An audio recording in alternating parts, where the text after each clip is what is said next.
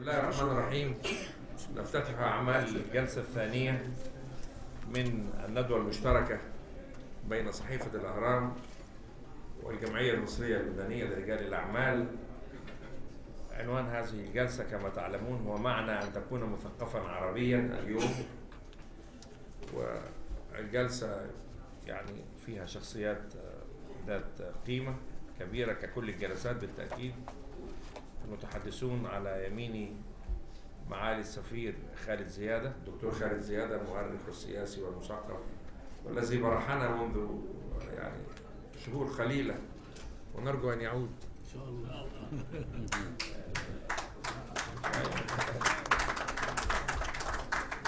الأستاذ كريم ربا، وهو من هو بيتا وعائلة وتاريخا ودورهم في الصحافة والنشر والكتابة، وبنسعد بيه في الأهرام أحيانا. أستاذ عادل السيوي. أيوه عادل السيوي. أفندم. أيوه صديقنا العزيز من مصر. الدكتور توفيق أكليموندس من مصر. أهلا دكتور توفيق. والأستاذ حسام عيتاني من لبنان. بس كاتب معروف طبعا، كلهم معروفين، وحد يعرفك وما يبقاش معروف يا دكتور رضوان. وقال يخفى القمر. أنا بس عايز أؤكد تاني على المعنى اللي قاله الأخ مكرم في نهاية جلسته، إن إحنا سعيدنا وتشرفنا جميعا بكلمة دولة الرئيس السنيورة، وأنا بذكره إنها شبيهة بكلمة أخرى فيها نفس صيحات الضجر والرغبة في خز الذات وإحداث صحوة قومية عربية. كان الموضوع أيامها في أصيل أن نكون أو لا نكون، ودق الرجل بخبرته العريقة وكفاءته العالية على هذه النقاط، واليوم يفعل شيئا من ذلك. أنا متأكد أنه ستصل رسالتك يا دولة الرئيس إلى الأجيال الجديدة، لأنه يبدو أنه جيلنا لن يسعده الحظ بأن يرى كثيرا مما يجب أن يكون. الأمر الثاني، أنا عايز أقول ملاحظتين أو ثلاثة سريعين جدا. الملاحظة الأولى أن العلاقات بين مصر ولبنان فيها نسمة ليبرالية، لم تكن أبدا علاقات ذات طابع عقائدي أو ديني، ولكنها كانت علاقات فكرية وثقافية. شعراء مشتركون، أدباء، مفكرون. الصحوة المصرية ارتبطت بالتواجد الشامي عموما واللبناني خصوصا، ولا ننسى أدوارهم. وعندما سمي حتى خليل مطران بشاعر القطرين، كان المقصود أن القطرين كأنهما إقليمين لكيان واحد. فمن هنا تبدو قيمة هذه العلاقة، أنها علاقة قامت على الانفتاح الثقافي، على التواصل الحضاري، على الإحساس المشترك بالدور الإنساني لهاتين الدولتين في هذه المنطقة من عالمهما العربي. الأمر الثاني أنه لم يحدث في التاريخ على ما نعرف التاريخ الحديث خلافات بين الدولتين، الدولة المصرية والدولة اللبنانية. وقد حرص زعماء مصر على تأكيد ذلك. عبد الناصر هو الذي كرر أكثر من مرة: دعنا نحترم خصوصية لبنان. وعندما أراد أن يلتقي بالرئيس الراحل فؤاد شهاب، التقي على الحدود اعترافا بالندية وتكريما لخصوصية لبنان، وهو في عز الجمهورية العربية المتحدة. أيضا رئيس السادات هو اللي قال: ارفعوا أيديكم عن لبنان. فنحن نشعر دائما أن لبنان كيان متحضر. وعندما داهمت الحرب الأهلية لبنان لأكثر من 15 عاما، تصورها البعض ممن لا يدركون الحقيقة أن هذا سوف يكون من حظ الثقافة والنشر في مصر. الذي حدث هو العكس.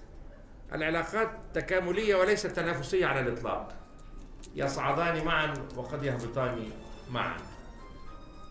الأمر الثالث والأخير هو أننا نشعر هنا في مصر أن لبنان رئة العالم العربي ومتنفسه الحقيقي، ونعتز بها ونفاخر دائما ونسعى إليها ونحترم مثقفوها ومفكروها. ويكفي أنها أنجبت جبران خليل جبران وميخائيل نعيم والأسماء الشامخة في التاريخ، وأنهم قد أسهموا في بناء كيانات معينة. يعني جورج زيدان هو اللي أنشأ مكرم مشي، يمكن كان رئيس مجلس إدارة دار الهلال، واحتفلنا منذ عدة سنوات بمئوية جورج زيدان، لأنه هؤلاء الرواد الذين جاءوا من لبنان الشقيق قد تركوا بصمات قوية لا على الصحافة والمسرح والسينما والشعر والأدب وكل نواحي الحياة.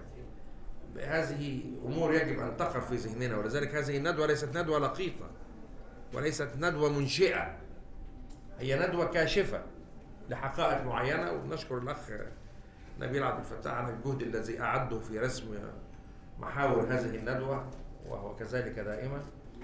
واسمحوا لي بقى أن أقدم المتحدثين، ولن أقل استبدادا عن مكرم. هو مكرم جه في الآخر كده وكان، لكن أنا متربي في ظل أنظمة سلطوية، فما تجدش عندي يعني حظ كبير من السماح الديمقراطي، فقد أكون مستبد بعض الشيء. فالمدة المتاحة لكل متحدث هي 10 دقائق لا تزيد. مستبد العادل. العادل بقى، العادل بتروح بيبقى مستبد بس. أبدأ الآن بإعطاء الكلمة لأخي وصديقي العزيز سعادة السفير الأستاذ الدكتور خالد زيادة، المؤرخ والسياسي والدبلوماسي والمثقف العربي الكبير. اتفضل يا فندم.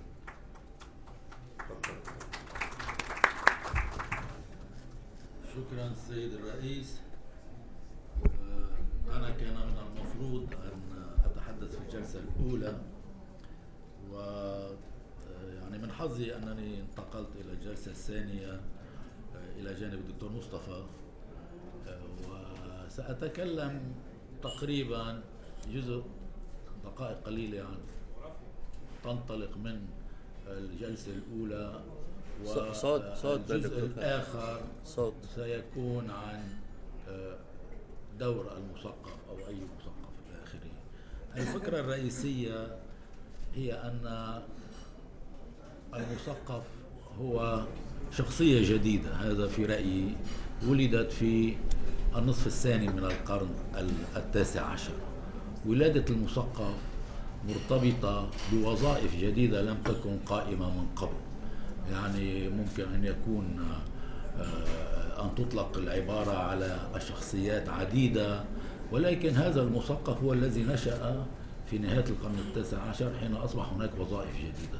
الوظائف الجديدة هي وظائف التعليم، الكتابة في الصحف، واللغة، معاناة اللغة. على سبيل المثال نجد بأن شخص مثل نصيف اليازجي كان كاتبا لدى بشير الشهابي، هو كاتب إذن، ولكنه تحول إلى مثقف حين أصبح مدرسا يعاني اللغة العربية والقواميس، ويترجم الإنجيل، ويدخل في جمعية ثقافية إلى جانب بطرس البستاني وآخرين. إذن شخصية جديدة لها نشأت مع وظائف جديدة. النقطة الثانية أن هؤلاء المثقفين اللبنانيين انتقلوا إلى القاهرة لأن كان هناك مجالا لممارسة هذه الوظائف أكثر من لبنان. لبنان بسبب المدارس، بسبب الجامعة الأمريكية والمدرسة الوطنية لبطرس البستاني، أصبح هناك شخصيات قادرة أن تلعب هذه الوظيفة الجديدة. ولكن مصر الأوسع والأرحب وفي فترة ليبرالية استطاعت أن تجد وظائف جديدة لهؤلاء الوافدين اللبنانيين. إذن هذه فكرة أساسية يعني أركز عليها لفهم شخصية المثقف، المختلف عن الكاتب السلطاني أو كاتب الأمير، مختلف عن الفقيه والعالم الديني. إذن هنا شخصية جديدة لم تكن موجودة من قبل. الموضوعات التي تناولها الباحثون في جلسة سابقة تحدثوا عن عطاءات هذه الشخصية، تكلموا عن عديد من الشخصيات، الدكتور جابر والدكتور محمود تكلموا عن العديد من هؤلاء الشخصيات. لكن النقطة الثانية التي أريد أن أركز عليها هي أن الفترة، وخصوصا في فترة نهاية القرن التاسع عشر بداية القرن العشرين، كان هناك اختلاط بين الوظيفة والدور، وهذا الاختلاط ما زلنا حتى الآن نعاني منه. حين نتكلم عن وظيفة المثقف عادة ما نتكلم عن دوره. ولتوضيح هذه الفكرة أقول بأن هؤلاء الذين أصبحوا يمارسون الكتابة في الصحف، كتابة الرواية، كتابة للمسرح إلى آخره من هذه الوظائف، كانوا أشخاص تنويريين يعتقدون أنهم ينشرون فكرا، أنهم يقومون بدور في مجتمعاتهم بنشر الأفكار، كما تحدث الدكتور عن فرح أنطون والمفاهيم الجديدة التي نشرها. إذن هناك اختلاط بين الوظيفة والدور، أو أن الوظيفة والدور كانا يتكاملان في تلك الفترة. ليس هناك حدود إلى حد ما بين الوظيفة والدور، ولكن توسع وتعقد المهمة الثقافية أصبح يلزم التمييز بين الوظيفة والدور. وهذا فحوى ما أريد أن أقوله عن مهمة المثقف في هذا الزمن العربي. هناك طبعا يحضر بأذهاننا في استمرار أن يكون للمثقف دور تنويري، دور سياسي، دور من الأحداث، دور من قضية فلسطين إلى آخره من هذه القضايا. كل هذه الأمور جائزة، ولكن هناك وظيفة ينبغي أن يقوم بها المثقف. أريد أن أعطي مثلين على ذلك، ربما هذان المثلان يشيران إلى أبرز مثقفين عربيين في القرن العشرين. الأول هو جبران خليل جبران من لبنان، والآخر هو طه حسين. ربما يعني ليس هناك مثقف بشهرة هذين الاسمين حتى الآن. هذين الاسمان اكتسبا مشروعيتهم الثقافية من اطلاعهم بالوظيفة الثقافية. لم يكن جبران سياسيا، لم يكن مناضلا اجتماعيا، أصلا كان يعيش في أمريكا، ولكنه شهرته تقوم على أنه قام بدور المثقف، بوظيفة المثقف التي يمكن أن يستمد منها الآخرون أفكارا اجتماعية وسياسية وإلى آخره، خصوصا موقفه من الكنيسة ومن الإقطاع وغير ذلك.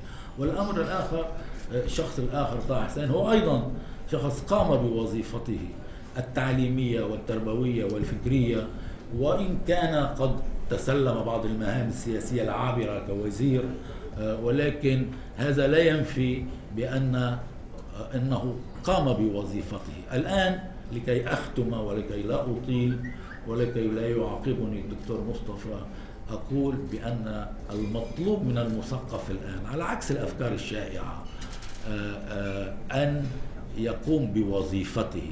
التأخر الثقافي والتأخر التعليمي وتأخر مراكز البحث هو ما نعاني منه الآن. مطلوب أن يقوم المثقف بالدرجة الأولى في الوظيفة، وإذا كان يريد أن يهتم في الشؤون السياسية والمسائل العارضة فإنه يتحول إلى ناشط سياسي أو اجتماعي، وهذا جائز، ولكن بالضرورة أن يقوم بوظيفته الثقافية. وشكرا. شكرا للأستاذ الدكتور خالد زيادة. أنا بس عايز أأكد على مفهوم معين، وهو أن المداد الثقافي والتذوق الفني للبلدين يكاد يكون مشترك. يعني يطرب المصريون لفيروز ويعشق اللبنانيون أم كلثوم بلا تفرقة. هذا أمر يجب أن نحن نراعيه، لأنه حتى في طريقة اللهجة وأسلوب الكلام عندما كان يأتي وديع الصرف هنا في أوكريات أيام حياته عليه رحمه الله، كان المصريون يهرعون إلى دار الأوبرا للاستمتاع بهذا الفنان العربي العظيم. فدايما عندنا تذوق شديد ومشترك يؤكد هذا المعنى لهذه الندوة. وأنا بكرر شكري للأهرام والجمعية رجال الأعمال المصرية اللبنانية. المتحدث الآن هو الكاتب الكبير الأستاذ كريم روة، وهو من هو معروف لكم جميعا، ويتحفنا في الأهرام بين حين وآخر بكتبه، وقد شاركت في التحدث عن أحد كتبه مؤخرا في ندوة عملها هيئة الكتاب منذ عدة شهور، وسعدنا وتشرفنا بذلك. الأستاذ كريم روة، تفضل. وين ماشي كيف ايوه مظبوط، ماشي شغال شغال. أنا لدي نص مكتوب ولن أقرأه لأنه يحتاج إلى وقت، ولن أقرأه لسبب آخر، هو أنني هذا الضوء لا يسمح لي، رغم أن الحرف هو 50، لا يسمح لي بأن أقرأه. وثالثا لأنني لا أريد أن يمارس سيادة الرئيس الاستبداد علي، لذلك سأتكلم بحدود 10 دقائق.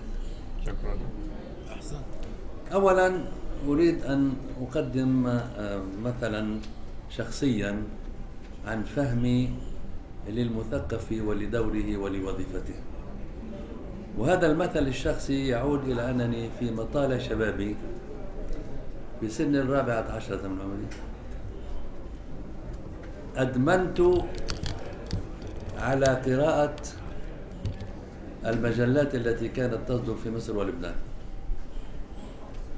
وأدمنت على قراءة كتب كانت تأتينا من مصر أيضا، وأدمنت على قراءة كتب للبنانيين،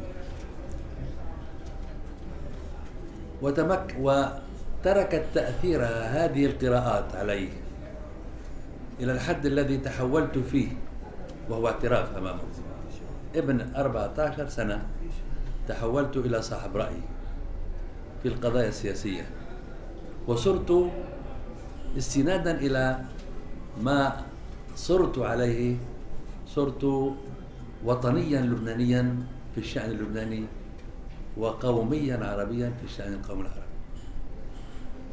أعترف بما للكلمة من تأثير على تكوين شخصية الأفراد. ثم مرت الأيام وتحولت بوطنيتي اللبنانية من موقعي كوطني لبناني والموقع كقومي عربي متأثرا بالفكر الماركسي، وأصبحت اشتراكيا. مرة ثانية تأثير الأفكار وتأثير دور الذين ينتجون الأفكار، تأثيرهم على تكوين شخصيتي، وانتهى بي الأمر إلى أنني منذ 10 أعوام، طبعا أنا اليوم بسن متقدمة، يمكن ما في عم فتش على واحد يكون أكبر مني بالعمر، مش عم لاقي. 86 سنة كفاية؟ أنت كبير المقام. كبير المقام. بدأت منذ 10 أعوام باستحضار أسماء المثقفين العرب بكل الاختصاصات، واستحضار الأدوار التي مارسوها كل من موقعه وعلى طريقته وبوسائطه الثقافية في حياة بلداننا وأوطاننا. ولكنني توقفت بشكل خاص للأسباب التي تشير إليها هذه الندوة، هي علاقتي بمصر والتأثير المتبادل بين دور المثقفين اللبنانيين والمثقفين المصريين. وأصدرت كتابين، كتاب عن الوجوه مصرية مضيئة، تناولت فيها في الكتاب مجموعة من الأسماء فعلا هي وجوه مضيئة في تاريخ مصر تركت تأثيرها علي. أما الكتاب الثاني الذي أعطيه أهمية، وكنت سعيدا بمشاركة صديقي الدكتور مصطفى والدكتور خالد في الندوة التي أقيمت حول هذا الكتاب الأخير، وهو تحت عنوان الرواد اللبنانيون في مصر في الصحافة والفكر، الفكر بشكل عام، والفكر الاشتراكي والأدب والفنون على اختلافها، سينما ومسرح وموسيقى وغناء ورقص، وأيضا دار المعارف نشر. هذا الكتاب ضم 71 شخصية، وأنا بقراءتي لهذه الشخصيات في هذا الكتاب اكتشفت، وكنت اكتشفت ذلك منذ وقت مبكر كما أشرت لذلك، هذه العلاقة التاريخية بين المثقفين اللبنانيين والمثقفين المصريين الذين ساهموا في نهضة مصر الحديثة وساهموا أيضا في النهضة العربية. مرت الأيام وتغيرت الظروف، ووقفت حركة النهضة في مطالع أو في النصف الأول من القرن العشرين. ونحن الآن تحت تأثير هذه الأحداث الخطيرة التي يمر فيها عالمنا العربي، ولا أريد أن أقول أنه فقط ردا على ما قام به الربيع العربي من محاولة للخروج من الواقع القائم، ولكن للقول بأن هناك أنظمة استبدادية لا تريد أن تعترف للشعوب بحقوقها، وتريد أن تبقى هي حتى ولو أدى ذلك إلى دمار بلدانها. بكلام آخر، شعار أنا أو لا أحد، أنا أو لا بلد. أليس ذلك ما يحصل في سوريا والعراق وليبيا واليمن؟ في هذا الظرف الذي كثرت فيه التناقضات والصراعات والانقسامات على أساس طائفي، ديني، طائفي، مذهبي، عرقي، قومي، إثني، عفريتي، إلى جميع، ومرفقا بتدخلات خارجية، تدخلات استدعتها القوى السياسية بهدف استخدامها في صراعاتها مع بعضها البعض. وتحولت هذه القوى السياسية جميعها أدوات في خدمة هذه القوى الخارجية، إقليمية أو دولية. لماذا أقول؟ لماذا استرسلت في هذا الكلام؟ لأقول استنادا إلى ما نحن مدعوون للبحث فيه، هو عن دور المثقف. تكون عندي رأي بأن للمثقف دور ووظيفة، لكن هذه الوظيفة وهذا الدور لا يحددهما فقط الوسائط الثقافية أو الاختصاصات الثقافية، يحددها الإحساس بالدور وبالمسؤولية والارتقاء بالوعي عند هذا المثقف. أنا لا أريد أن أكرر ما قاله جرامشي عن المثقف العضوي. اكتشفت، وربما لا أكون أول من اكتشف ذلك، إعطاء للمثقف صفة أصر عليها وأستند إليها في إعطاء هذا الدور للمثقف، وهو المثقف النقدي. المثقف النقدي هو المثقف المستقل الذي يبقى حرا والذي يمارس دوره عندما تتوفر شروط ذلك. هناك شرطان لكي يقوم هذا الموظف النقدي بدوره. الأول أن تكون هناك تيارات سياسية متعدد أسمائها ومرجعياتها، ولكن حامل لمشروع للتغيير. هذه التيارات السياسية مع الأسف غائبة أو مغيبة أو شبه غائبة، لكن على كل حال ليست مهيئة لكي تكون هي الحاملة لقضية التغيير، لكي يكون للمثقف النقدي دور أساسي فيها. الشرط الثاني هو عدم وجود دولة بالمعنى الحديث، دولة مدنية حديثة، دولة في نظام ديمقراطي تعددي. هذه الدولة عندنا غير موجودة، ولست بحاجة إلى الحديث لإثبات ما أقوله.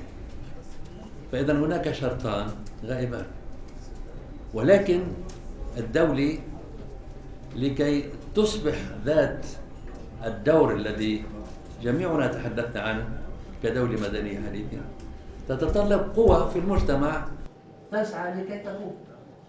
فإذا لم تكن هذه القوى موجودة وهذه الدولة غير موجودة، فإذا يصبح المثقف النقدي عندئذ صاحب وظيفة يمارسها كفرد وليس كموقع في حركة التغيير. فهل ننتظر معجزة أم نطلب من المثقف النقدي أن يمارس دوره ضد في مواجهة المستحيل؟ أنا أقترح على المثقف النقدي أن يقتحم المستحيل. ولهذا الغرض قدمت منذ بضعة أشهر مع صديقي الأديب الفلسطيني فيصل دراج اقتراحا بعقد مؤتمر للمثقفين العرب يحضره 100 مثقف، يجري اختيارهم من خلال معرفة كل واحد منهم بإحساسه بالمسؤولية وبالدور اللذين يعودان له، وهي عملية تحتاج إلى لجنة تختار هؤلاء. ما هي وظيفة هذا المؤتمر للمثقفين ب100 عضو؟ وضع خارطة طريق لمستقبل عربي مختلف. وأستدرك هنا للقول بأن هذا المؤتمر ليس هو الذي يغير ويحرك، يعني محاولة لإعطاء لهذا المثقف دور في مواجهة المستحيل، ولكن المؤتمر ذاته ليضع خارطة الطريق هذه ليس كافيا لكي تستمر المهمة التي أقترح وأنا مع صديقي فيصل دراج أن تكون لهذا المؤتمر. هناك آلية تتشكل لجنة متابعة للاستمرار في عملية خلق وعي عند شعوبنا في مجتمعاتنا لكي تنشأ التيارات السياسية الحاملة مشروع التغيير المفقودة، ولكي تلعب هذه القوى دورها في تأسيس الدولة المدنية الحديثة. عملية مستحيلة، ولكن أنا برأيي لا خيار أمامنا في ذلك. أنا التقيت في مصر مع مجموعة من أصدقائي المثقفين واقترحت عليهم وأرسلت هذا المشروع إلى مجموعة من المثقفين. معظم الذين وصلهم المشروع رحبوا به، بعضهم تحفظ عنه. رئيس الجامعة القاهرة الدكتور جابر نصار ارتاح كثيرا للمشروع وأخبرني أن الجامعة القاهرة مستعدة لكي تستضيف هذا المؤتمر.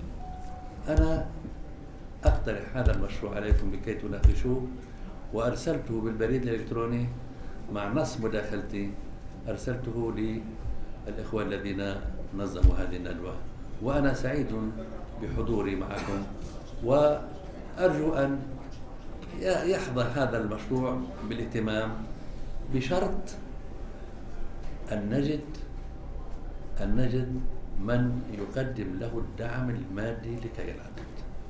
وأنا أعتقد أنه هناك رجال أعمال بهمهم هذا الأمر، وإن شاء الله تستنهضون هذه الفكرة ويقدموا الدعم، ونكون سعداء جدا. وشكرا. شكرا للأستاذ كريم، وبرضه يعني أحسن الظن بك فعلا في التوقيت.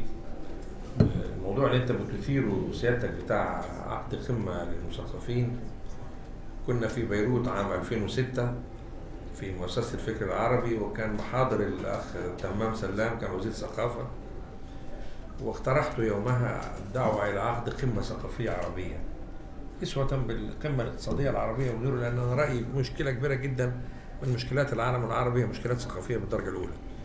وتبنى الدعوة وتحمس لها رئيس اتحاد الكتاب العرب الأستاذ محمد سلماوي حين ذاك، والجامعة العربية عمرو موسى في ذلك الوقت أيضا عقد أكثر من برين ستورمينج سيشنز لمناقشة الموضوع، حتى تبنت قمة الجزائر الدعوة إلى قمة ثقافية عربية.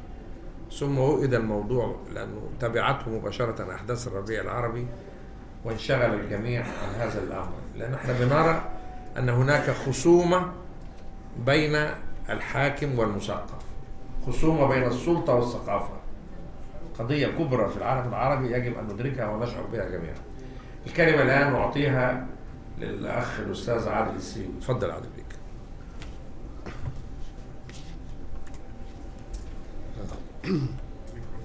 أنا هتكلم بالعامية المصرية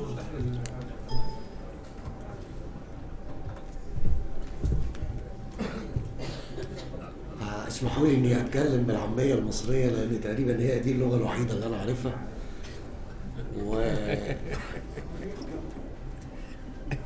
عزيزي على السمع. يعني شوف برحبه. جميل. لما قريت السؤال اللي طرحه وحطه الاستاذ نبيل عبد الفتاح ادركت ان هو سؤال منهك جدا، سؤال عن المعنى. اسئله لما تبقى حد بيطرح سؤال عن المعنى كانه بيفتح باب لا يغلق، زي السؤال عن الاصل او المبدا او الغايه، دي اسئله صعبه جدا. وقدام سؤال زي ده فكرت طيب ازاي هتطرح اجابه، ولقيت الحل هو ان انا تقدم شيء من خبرتك الذاتيه بالمجال. يعني بمعنى ان انت مش ممكن هتحيط، يعني الظواهر اللي بنتكلم عليها في المعنى وكده كبيره جدا زي المجرات، ولا يسمح لك الا انك انت تعمل رحله من كوكب الى اخر، رحله صغيره كده. فانا امام اتساع فكره المعنى دي يعني فكرت في ان رحله قصيره ممكنه افضل بكتير من الجري ورا تعميمات وكده. انا يعني كنت مفاجئ ان الاستاذ خالد زياده اتكلم عن الدور، لان تقريبا اول ما طرأ الى ذهني هو ان لا يمكن البحث عن المعنى خارج الدور. يعني هتلاقيه فين المعنى ده غير في الدور، الفاعليه، المهام، الوظيفه وكده. وجاء في ذهني شيء كنت قريته كان كاتبه رمسيس يونان بيستعين فيه بمقاله لفيزيائي كبير وهو اوبنهايم ابو القنبله الذريه، كان بيتكلم على تغير في دور المثقف. اوبنهايم العالم الفيزيائي بيقول ان المثقف كان يلعب دايما دور المحافظه، بمعنى ان هو فاعل كبير في تعريف الجماعه بهويتها وبتاريخها وبواقعها، وبالتالي هو كان ضامن او عامل امان للجماعه. ولكن لما جت تجربه الحداثه وجعلت موضوع ان المتغير والمستقبل هو المهم، اصبحت مهمه المثقف الحفاظ على الهويه والتراث ومعرفه الجماعه بنفسها على المحك، وتغير الدور او الوظيفه او المهمه. اصبحت مهمه المثقف هو تهيئه الجماعه للمتغير. يعني انا كفنان تشكيلي يحضرني جدا مساله المستقبليه، يعني ان تبقى في مطلع الحداثه جماعه فنيه تضع لنفسها كلمه اللي هي المستقبل، بمعنى ان هم مدركين ان المعنى انتقل من فكره التراث والماضي والتاريخ الى ما سوف ياتي. اعتقد ان لو احنا عايزين ندور على معنى للمثقف العربي علينا ان احنا ندور على او نحاول نفكر في طبيعه المهام وطبيعه الدور اللي هو مطروح له، لان المسائل فعلا بتتغير وفي تحولات كبيره كل الاعزاء اتكلموا عنها. انا بالتحديد من جيل يعني مريض بالدور، يعني جيل السبعينات ده الدور ده شيء مقدس بالنسبه له، والهم الجماعي والمجال العام.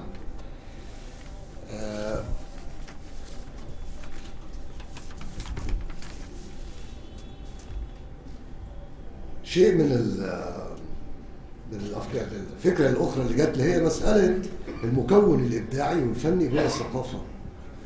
واعتقد انه جانب مهم جدا وجانب ضامن لبقاء الثقافه، بمعنى ان الثقافه على اتساعها مكوناتها كتير جدا جدا، ولكن الجزء الابداعي والفني ده لديه عناصر تواجد خاصه جدا جدا وعناصر تواصل وتطور. وبالتالي كنت اتخيل يعني اعتقد ان في دور كبير ملقى على عاتق المبدعين في المجال الثقافي، نظرا لان هم ما بيصطدموش مباشره، ونظرا لان هم ممكن يتجاوزوا بمواهبهم الفرديه مسائل التكوين والاعداد اللي بتتطلبها العمليات الثقافيه في المجالات الاخرى. ولكن احنا عندنا يعني شيء ما يخصنا كمان في المجال الثقافي ومعطل شويه التفاعلات دي. وانا هرجع لاثنين مهمين جدا جدا. ادوارد سعيد في حوار اخير قريب يعني قبل وفاته بقليل كان بيتكلم مع صحفي وبيقول انه بيخاف من الصور، فبيسأل الصحفي بتخاف من الصوره ليه؟ قال له لان انا اتربيت في بيئه معاديه للصوره، بيئه تجيد إخفاء الحقائق بالكلمات، وإن الكلمات هي وسيلتنا في عدم المواجهة. وظلت الصورة تخفني. يعني تخيلوا إن الشيخ محمد عبده لما طلب منه عمل فتوى عن هل حلال أو حرام ندرس الفنون في مصر، إن هو اتكلم عن ديوان الهيئات وديوان الكلمات، وإن ديوان الكلمات اللي هو الشعر والأدب وكده في حاجة شديدة إلى مدد من ديوان الهيئات، وبالتالي ادى سماحة لفتح افتتاح مدرسة ضرب الجماميس اللي هي أول أكاديمية في الشرق بتعلم الفنون وتتعامل مع الصورة. أنا أعتقد إن جزء من مهام المثقف العربي هو توسيع حضوره خارج مجال اللغة، يعني خارج المجال اللي مسيطرة عليه اللغة والأدب والشعر، لأن دي أعتقد مركزية اللغة كان لها تأثير كبير في عدم اتساع دوائر الشغف والانتباه. طيب هرجع لحاجة أخيرة. هو الوقت كده ممكن أتكلم كده نتجاوز الوقت ولا ماشي؟ لا لسه ما دام بتتكلم بالعامية هتختصر. الوقت لا يمر. ملحوظة صغيرة في موضوع مسألة اللغة دي. عندنا في مصر جيل اسمه جيل التسعينات، والجيل ده جيل مهم جدا وقاعدة واسعة من المبدعين في المجال بتاعي، في المجال الفني. أنا لاحظت شيء غريب جدا، إن هم ما بيتكلموش عن نفسهم خالص باللغة العربية، ولا يتكلموا حتى عن إبداعهم بالعربي، بيتكلموا بالإنجليزي، رغم إن اهتمامهم بالواقع كبير جدا ونافذين لتفاصيل عظيمة. والحكاية دي ده سؤال عندي مش لاقي له أي إجابة، يعني ولا يعني هل إحنا دلوقتي كمان لابد أن نقبل فكرة إن ثقافتنا العربية ستضم جواها كمان أنواع من الأفكار لا تمر إلينا عبر اللغة العربية؟ ده سؤال.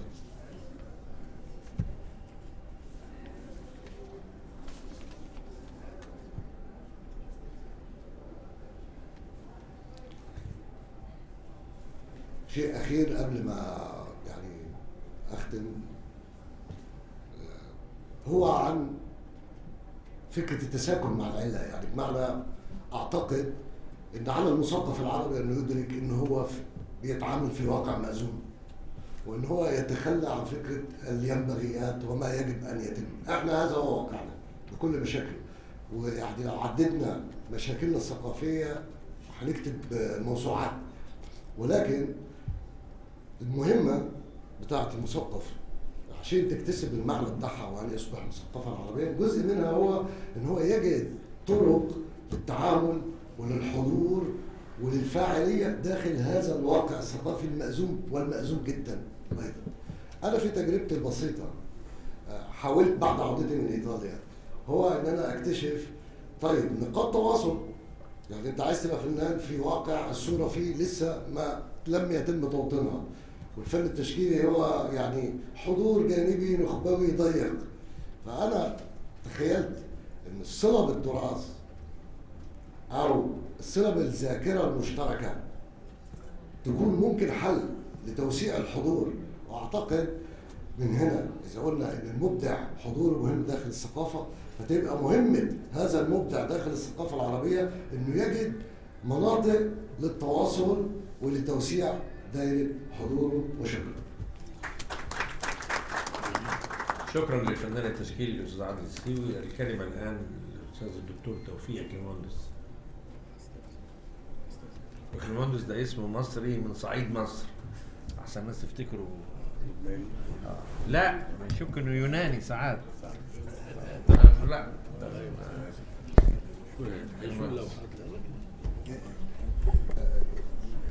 متشكر. اتفضل.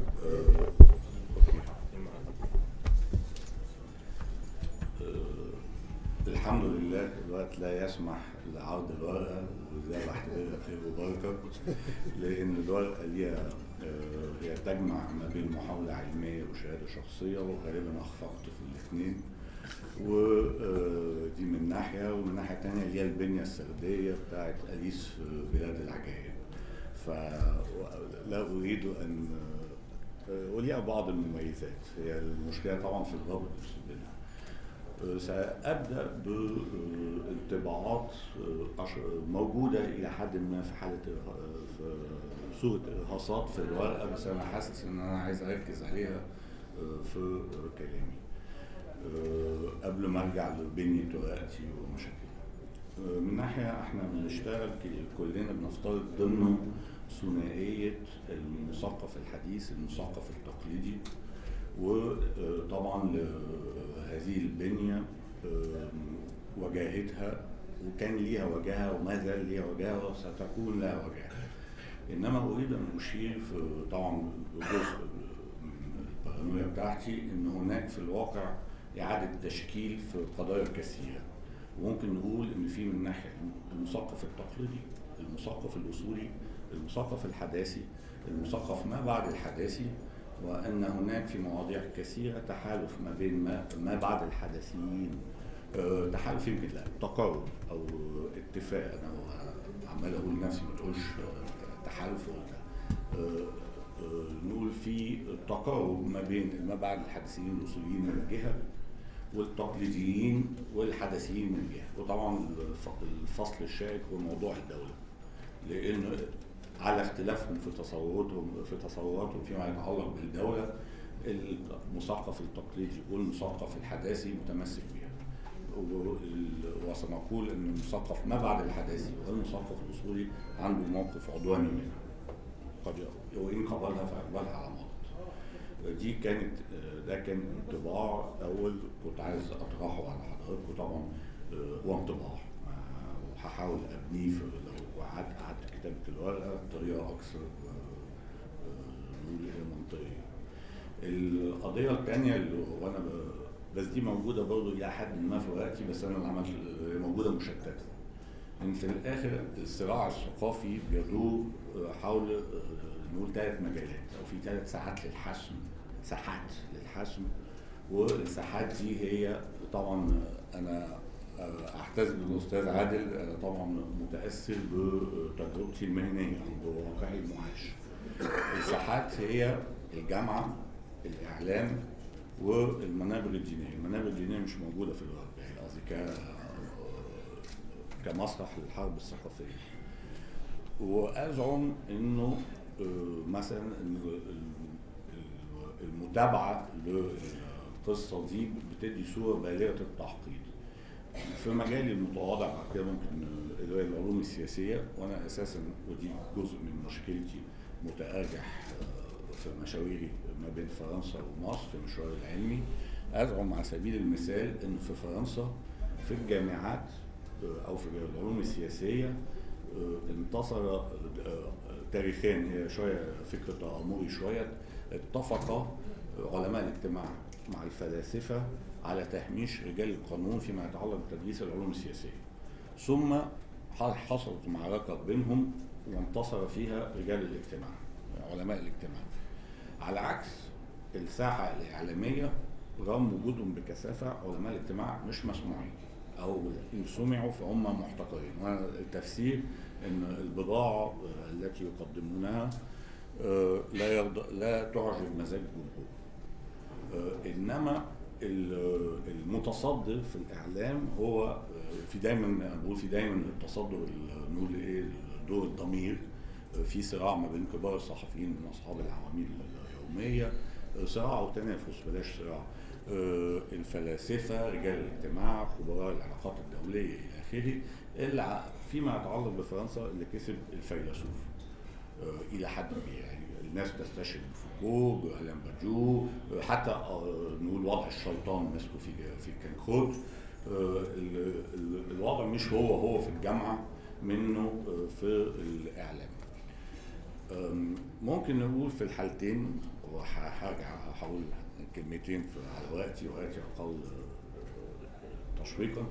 ممكن اقول في الحالتين انه في ظاهره تحدثنا جميعا عنها او بشتكي منها، هي ظهور يا الاعلامي يا المثقف المعولم، اللي هو له رجل في كذا بلد، بيتعامل مع كذا منبر، منابر معولمه، وانا ازعم ان دوره حاليا سلبي جدا، لان هو لا يفقه اي شيء في اي موضوع من الأمور. طبعا في الجيد والرديء، بس بصفه عامه اداؤه التقييم الجماعي تقييم سلبي.